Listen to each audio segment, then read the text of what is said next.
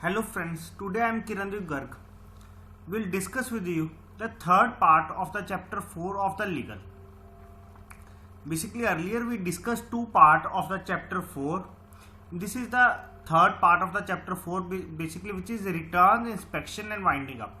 After that one more part 4. After completing all the parts we have to discuss near about 30 to 35 objective questions, most important questions. After that we have left with one more chapter of module A, which is chapter 5th, regarding nationalized banks, SBI and regional rural banks.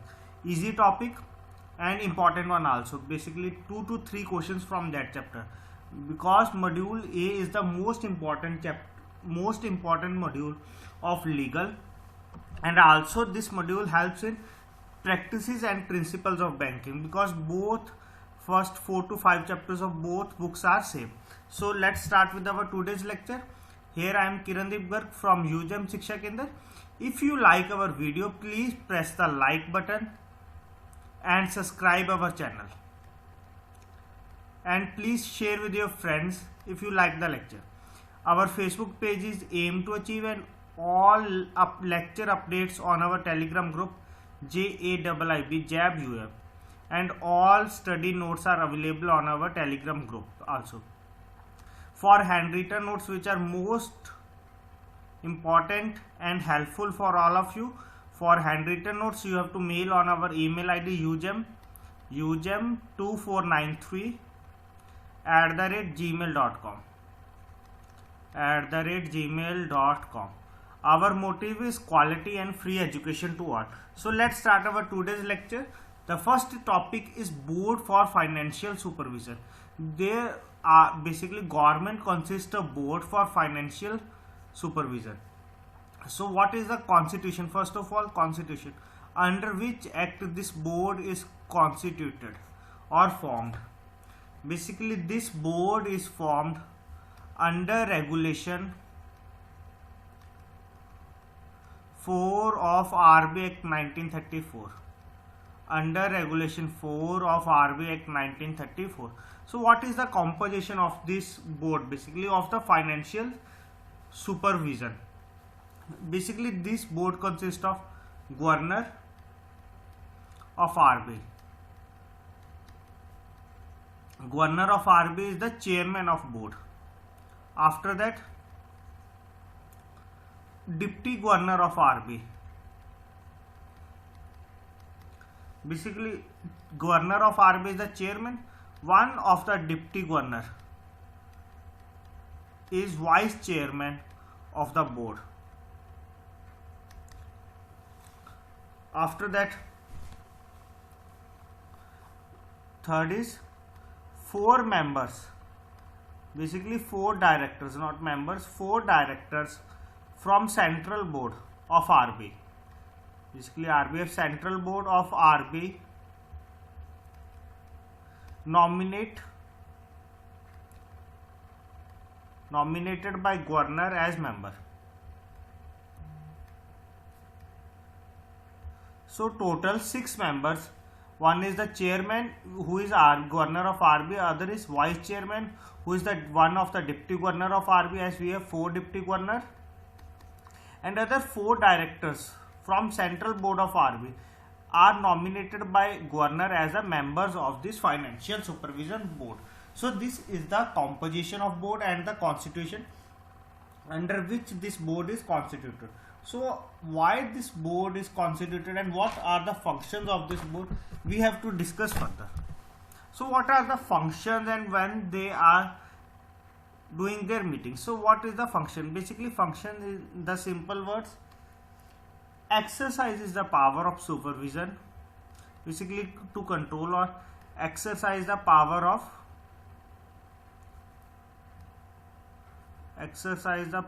supervision and inspection. Exercise the power of supervision and inspection under RBI Act and Banking Regulation Act. This is the function of this board.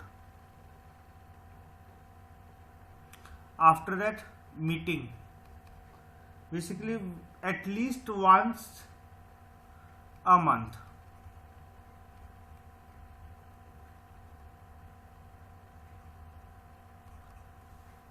They have to meet at least once a month, and after that there is meeting, at least one meeting in a month. 3 members,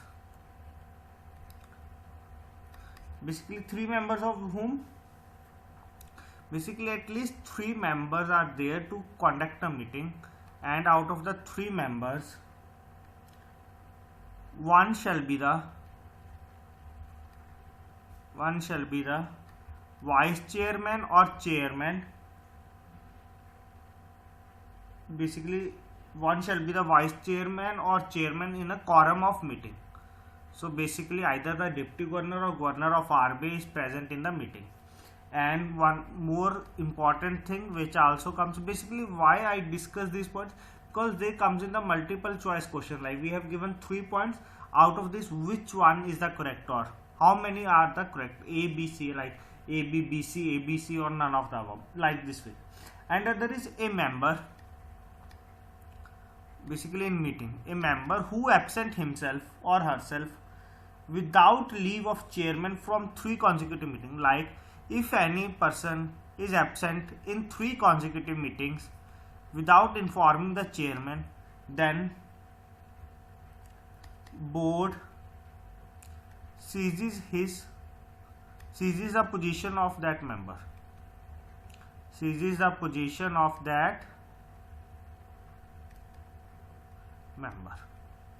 So this is the functions and meetings of the board. And after that, what is the meaning of executive committee and advisory council in the board for financial supervision? What is the meaning of executive committee? Basically board has power to form a subcommittee. Basically board has power to form a subcommittee which is known as executive committee. And vice chairman, who is the vice chairman? Basically vice chairman of the board, basically governor of the board, is the ex officio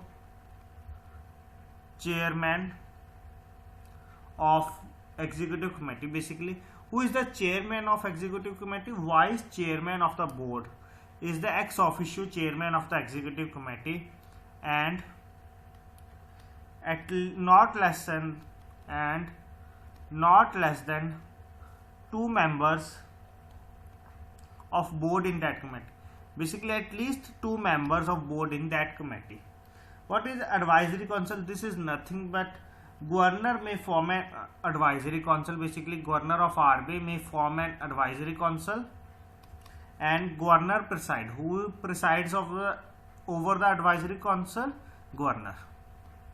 So this is the function of advisory council. After that, acquisition of undertaking. Basically central government has power to acquisition some industries or some banking companies. So central government can acquire the undertake of banking companies. Basically central government can acquire the undertake of banking companies in certain cases.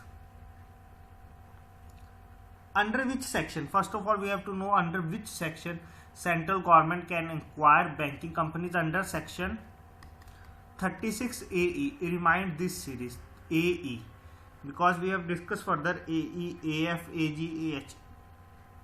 So banking companies under section AE of Banking Regulation Act. So central government can acquire the undertaking of banking companies in certain cases under section 36 AE of the Banking Regulation Act. Why acquisition? Why central government can acquisition some banking companies? Because sometimes banking companies has failed on one or more occasion, on one or more occasion to comply with RBI guidelines.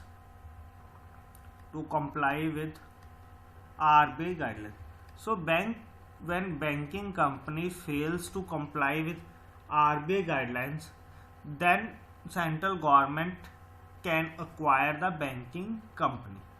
So this is the reason, and this is mentioned under section AE 36 AE of the Banking Regulation Act. Before acquiring the assets of a banking company, basically before acquiring the assets of a banking company, it has given a reasonable opportunity. Basically, banking company can given a reasonable opportunity basically to the central government. So after that, the next are 2 points: power to make scheme, and basically how to acquisition of banking companies, how to make this scheme, under which this point we have to discuss, and compensation to shareholders, how we can give compensate to shareholders of that banking company. Basically under which section central government has a power to make this scheme. Basically central government is empowered under section 36 AF to make a scheme for an acquired bank, to make a scheme for any acquired bank. So under section 36 AF, basically this scheme, important one, this scheme shall binding effect to, this scheme shall binding effect on government, acquired bank. So under whom this scheme has binding effect? On government, acquired bank, creditors, debitors, creditors, depositors of the acquired bank, and all the persons of the acquired bank, and all the persons having rights or liabilities in respect of the acquired bank. Basically all are responsible. Basically on all the members this power has binding effect. Under which section? 36 AF. And how after that, how they give compensate to the shareholders? Basically under which section? First of all we have to know the section. Basically shareholders of an acquired bank have a right to get compensation under section 36 AG. Basically 36 AG of the Banking Regulation Act, they have right to get compensation. So if they don't get proper compensation, then they can go to the tribunal, or they can go to the court. So this is the section under which they can give to compensation to shareholders. For more information, basically for some other points, you have to follow our notes. All things are mentioned in our notes, and some important points, basically previous year questions regarding this topic, are also mentioned in the notes. After that, important one is amalgamation of banks. Why central government can amalgamation of the banks? There are, one is amalgamation is voluntary, and other is by the government. So what is the difference between by voluntary and by the government, and under which section they are mentioned? Because legal is with respect to basically all laws, so you have to remember maximum section. If you watch this video 2 to 3 times and revise notes 2 to 3 times, within 30 to 40 minutes you have get all the material in your mind. So voluntary amalgamation means a banking company may be amalgamated with another banking company. Basically under section 44A of the Banking Regulation Act, one banking company is amalgamated with another banking company to form a new banking company, or either one of the two is a new banking company. Like here is A, here is B. A is amalgamated into B, so this is the new. So this scheme has to be approved. Basically when this scheme has to be approved, this scheme has to be approved by a resolution passed by the majority of members. Basically, how much majority? 2/3 of the members in value of shares have passed this have to pass this amalgamation in majority by 2/3 members of the organization whose value is represented by the share they have hold. So this is the voluntary amalgamation under section 44A of the Banking Regulation Act. This is important. And other is when government is empowered to order amalgamation of two banking companies, basically when government under section 396 of Banking Companies Act. So here is different act, Banking Companies Act, basically under which section 396 of the Companies Act, not Banking Company, Companies Act. So amalgamation by the government. However, this type of amalgamation is only exercised after consultation with Reserve Bank. When government wants to amalgamate some banking companies, they have to first take decision or consult with the Reserve Bank of India. Then after that, what is the moratorium and amalgamation? Basically, moratorium, you have to, this is very common word in the banking language. So RBI is authorized under section 45 of the Banking Regulation Act to apply to central government for an order of moratorium. Basically, RBI is authorized under section 45 of Banking Regulation Act. Listen carefully. RBI is authorized under section 45 of the Banking Regulation Act to apply to central government. Basically, RBI is authorized and apply to the central government to order. Basically, who can order? Central government. But who advise? RBI to order of moratorium in respect of banking companies. Like when the condition of the banking company is not good, then RBI under section 45 of the Banking Regulation Act basically guides the central government to order of moratorium with respect to banking company. And what is the tenure of this moratorium? The total period of moratorium is not exceed 6 months. So maximum is 6 months. During the moratorium period, basically when the central government is announced regarding the moratorium, the banking company shall not make any payment to depositor. Basically during this period, the banking company shall not pay any payment to the depositor or discharge any liability or obligation to any other creditor unless directed by the government. Basically in this, the services of the banking companies is controlled by the central government during the moratorium period. And after that, scheme of amalgamation. Earlier we discussed amalgamation like voluntary or by the government. Then what is the scheme of amalgamation? This is mentioned under section 45 subsection 5 of the Banking Regulation Act. So when this amalgamation is done, then what are the some conditions? Basically when this amalgamation is done, transfer of assets. First of all, transfer of assets is done from transferor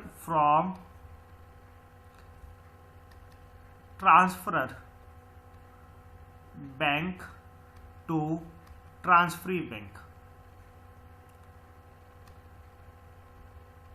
So after that, also some changes in the memorandum of articles. One most important thing, what happens to the employees of that acquired or amalgamated company or organization? Basically the scheme shall also provide, basically this scheme with respect to employees also provide that within 3 years the employees have to give, basically for 3 years the employees has to given the same pay and status and terms are conditions as applicable to the other employees of the transferee bank. basically the all the conditions and terms which are applicable to the employees of the transferee bank are same as applicable to the employees of the previous organization or the transferor organization. So this is the scheme of amalgamation, and all we discussed in the previous slide. And after that, what is the effect of sanction when this scheme is started? Who is the sanction? Basically, first of all, who sanctioned the scheme of amalgamation? Basically, first of all, RBI prepared all this scheme and sent to the both organization like transferee bank and to the transferor bank regarding all the guidelines. If they want any updation or any changes, then they can guide, basically they can give their suggestion to the RBI. Then the final decision of the RBI whether they want to implement their decisions or not. So RBI prepared the sanction. And what is the effect of sanction? Basically, earlier we also discussed that amalgamation or reconstruction. Basically, this is the reconstruction of any banking company. Amalgamation or reconstruction of any banking company with respect to the compliance is mentioned under section 45 of BR Act. And after that, consequent to amalgamation, basically after the amalgamation, the transferee bank has to carry on the business of banking. These all are important with respect to your exam. The transferee bank has to carry on the business of banking term acquired by the transferee bank. So they have the power to carry on the banking business term according to the law governing by the RBI. So when basically these such modifications, however such modification on exemption, basically sometimes government can give some exemptions because as the amalgamation is done, there are sometimes conditions are not properly fulfilled. So government can give some exemptions to completely modify the things, basically modify the new rules. And how much time they can give? Under 7 years. They have to properly implement all the modifications. So this is the today's lecture. Basically in the today's lecture we have discussed Board of Financial Supervision, financial supervision, and other is the amalgamation. Amalgamation is very important topic. This topic is also related with the chapter 9 of Principles and Practices of Banking. In chapter 9 you have to understand more what is the meaning of amalgamation and how this is to be done. So here this lecture completes, and in the next lecture we have discussed winding up of the banks. 1 or 2 questions from the winding up. What is the role of the High Court in winding up and what are the different sections. So in the next lecture we have discussed regarding the winding up of the banking companies. So thank you.